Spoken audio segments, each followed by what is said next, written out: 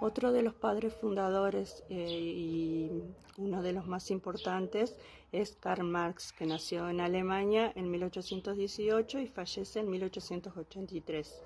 Es uno de los más relevantes en cuanto a que sus posturas, tan importantes como polémicas, han constituido uno de los grandes paradigmas críticos del siglo XX.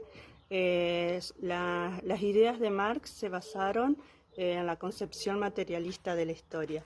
Él decía que las principales causas del cambio social no tenían que ver con las ideas o con los valores de los seres humanos, sino que se regía por las influencias económicas que surgían en las sociedades. Y bueno, él decía que la primera clave de este materialismo histórico consistía en buscarle sentido profundo a la sociedad en cuanto a sus relaciones económicas, o él lo llamaba a esas relaciones económicas o a la economía la estructura de una sociedad. Y bueno, él decía que había una estructura y una superestructura. En la superestructura estaba comprendida por el Estado, las ideologías, la religión, las expresiones artísticas.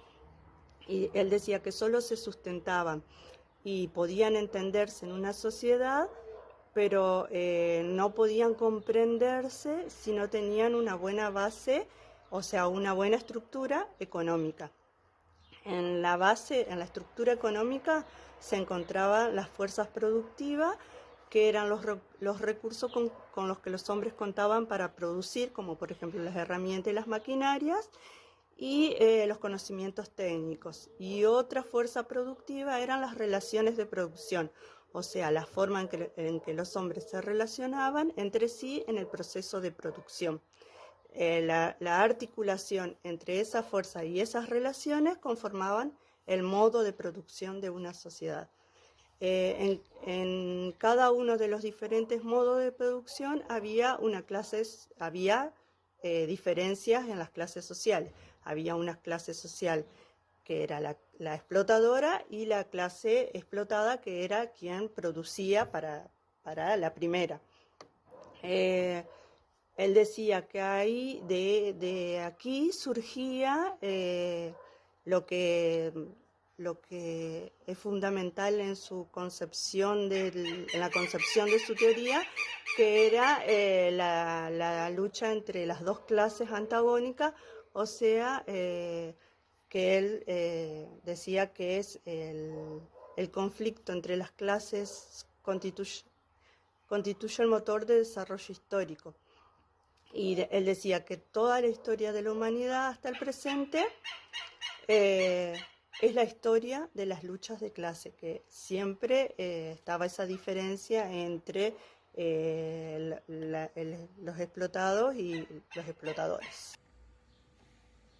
En el mundo capitalista, al que Marx estudia, al igual que Weber y Durkheim, Marx va a decir que la lucha de clases se da entre burgueses y proletarios. Estas son las clases sociales. Los burgueses es aquel conjunto de personas que poseen el capital y los medios de producción, y el proletariado son los hombres, las personas que solamente poseen la fuerza de trabajo y necesitan trabajar para los burgueses y así poder sobrevivir, poder subsistir, ¿no?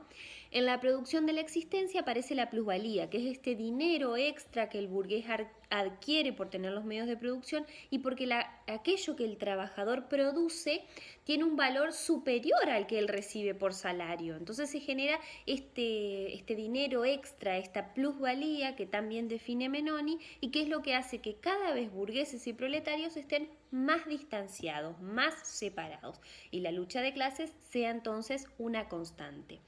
Sin dudas, estas injusticias en el modo en que se organiza la sociedad se sostienen por el efecto de la superestructura.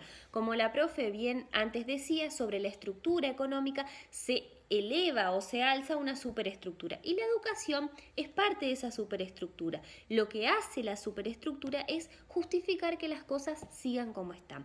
La educación es parte de esa superestructura, y aquellos pensadores que van a retomar las ideas marxistas van a estudiar cómo la escuela trabaja, acciona, opera para que las desigualdades sociales se sostengan, se reproduzcan y crezcan o se transformen, ¿sí? Más adelante vamos a ver estas teorías que tienen su raíz en el pensamiento marxista, que son las teorías de la correspondencia, la reproducción y la resistencia.